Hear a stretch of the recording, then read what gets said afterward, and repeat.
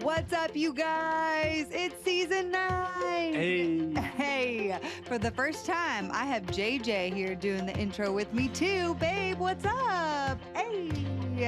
Are you happy to be here? I am pumped. JJ and Kait Tomlin are hosts of the popular podcast, The Heart of Dating. Over 1 million downloads from 200 countries and a 10,000-member Facebook community say people want to hear what they have to say. JJ and Kait are also newlyweds, learning the art of marriage with grace and lots of humor. My heart finally has a home. Pretty. No, you're more than pretty, honey. I can't wait to cherish you. JJ and Kait's partnership in podcast and now in life promises to be well worth watching. All right. Well, I am so excited to say that Kait and JJ Tomlin are joining us live right here on 700 Club Interactive. Kait and JJ, thank you so much for being with me today. Oh, Ashley, it's so good to be here. Oh, my goodness. JJ, I'm so happy to see you. Thank you for being on with us. You guys are just the most amazing duo. It's so awesome. Well, thank you so much for having us. We're super, super excited to be here as well. Oh, my goodness. All right. Well, let's just get right into it. Kait, you started the Heart of Dating podcast. I cannot believe it, but it's been like 6 years now. Can you talk about what led you to start this amazing podcast? Yeah, I can't believe it's been 6 years. It's so amazing. You know, Ashley, I did not want to be the person that started a podcast on dating as a single person, but as it happens, the Lord just led me to do this. It was so clear leading up to starting Heart of Dating that the Lord was saying, Kait, I want you to start a podcast. And when I prayed, what do you want this podcast to be about, Lord? Like, I don't even know about podcasting. I felt God consistently say, I want it to be about dating. And I was like, no, thank you. I don't want to be that person. I'm not married. I've done dating the wrong way. And I really felt God clearly say, well, Kait, if not you, who? Like, I've called you to do this. Wow. Your story has equipped you to be in this space. And so I went out in boldness and I said, okay, Lord, we'll do this. This is your thing. This is not what I would have chosen for my life. And so I started it in 2018, and now it's so clear. I am so passionate about this, and I love talking to singles. Even now being married, it's still my biggest heart cry, and it's just been amazing to see what God has done through all the heartbreaks to now being able to serve singles in Heart of Dating. This question could actually be for both of you guys, but, you know, Kait, you were in the dating world for 18 years before you married JJ, but this, again, can go to both you guys. How were you able to hold on to hope during that season and time in your life of singleness? Yeah, for me, and then JJ, you can speak to this. It didn't come to the latter years of my singleness because I think, Ashley, there's a big message out there inadvertently and not purposely, but there's a message that singleness is just a waiting season until marriage. And there's not a lot that we see, even from the church, about how awesome singleness is and how valuable it is. We love celebrating marriage and kids, but we don't see a lot of people celebrating singles. And just when was the last time you threw a giant party for a single person because they got an epic job or did something incredible? And so for me, I decided, hey, I'm getting all these other messages from the world, and I believed that I need to get married in order to be happy. But what if the Lord has something else for me? What if the Lord has a season of fullness in the singleness? And what if that's what I should be focusing on? And so I really worked hard to rewire what I thought about singleness, how I saw it. And I started going on solo dates and doing things alone, and started to say to myself, hey, I'm not going to wait till I get married to do those things. I'm going to start doing them now. And I'm going to start living my life fully and vibrantly for the Lord, which is what I actually think he wants us to do in our singleness. And so as I shifted my mindset, it reframed how I saw myself and my entire season and like overall.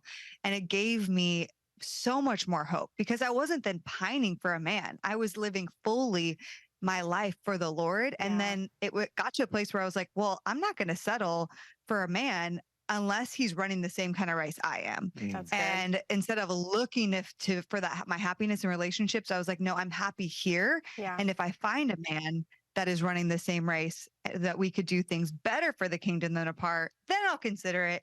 Otherwise, no, I'm good. I absolutely love that. JJ, what about you? How did you, still be hopeful in your season of singleness? Yeah, it's a great question. And honestly, I think for me, it came down to my hope wasn't found in finding a wife. My Mm. hope for my life was found in God, so much so that as a byproduct, well, really, I wasn't looking for a wife to complete me. I wasn't looking for a wife. I wasn't waiting for a wife. I was just running after God, fully content.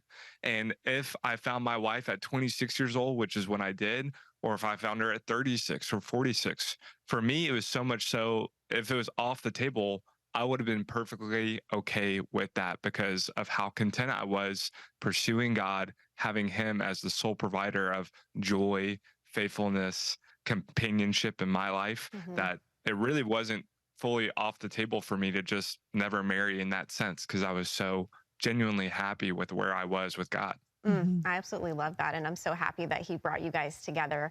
I wanted to ask both of you guys, you talk a lot about dating the unexpected. Why are you guys so passionate about that topic with your viewers and listeners?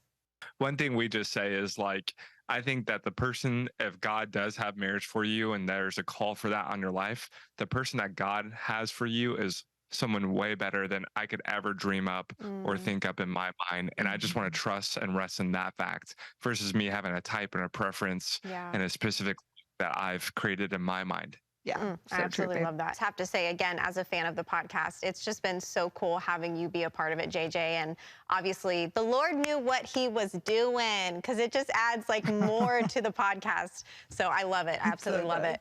Well, you guys Well, are. Kate said, hey, you can't marry me unless you decide to join my podcast. You really have to complete this picture and the story that I've built up. And yeah, that's a non-negotiable for me. So I said, fine. Non-negotiable. I love it. I love it. Well, I really wanted to talk to you guys about the Heart of Dating conference. This is the second year that you guys are doing it. First, talk a little bit about the first year that you guys have done it, and then talk more about what is to come this year. It looks so, so awesome. Yes. So we're so excited. Last year we did our conference in Atlanta and it was so cool.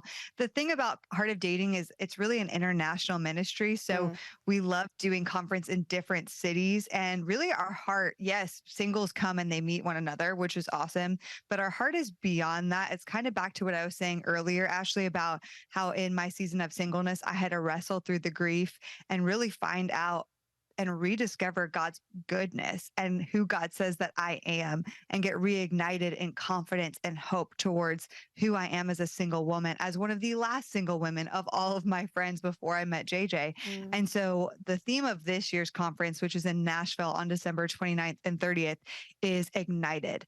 And our hope and goal for this conference is for singles around the world to get reignited towards the goodness of God, to be reignited in hope, reignited in their faith, and just re-aware of the man or woman, the amazing man or woman that God has uniquely formed and fashioned them to be. JJ, what are you looking forward to most with this year's conference?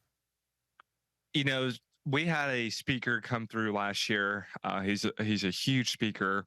He does lots of conferences and speaking gigs. And he gave us one of the most wonderful compliments. He said, you know, fun fact, I tell people all the time that tell me about my favorite gig. And he said, the most Holy Spirit driven, just sacred one I've been was actually at a Christian dating conference where it was a bunch of singles surrendering and crying out together. And that was actually one of the most ceremonious, wonderful places I've ever been. And I just think there's something to 1,000 people coming together and saying, hey, we surrender. We surrender. And so what we just say is Heart of Dating Conferences, it is a place full of people who love Jesus and they just happen to be single. Right. Happen to be single. They're all kind of crying out, surrendering. You have just so many different stories coming together and uniting. It's really, really special to see God work in that kind of environment. That is so awesome. Last thing I wanted to ask and mention is you guys are having a massive end of year New Year's Eve party at the conference. Tell us a little bit about that because that looks so fun.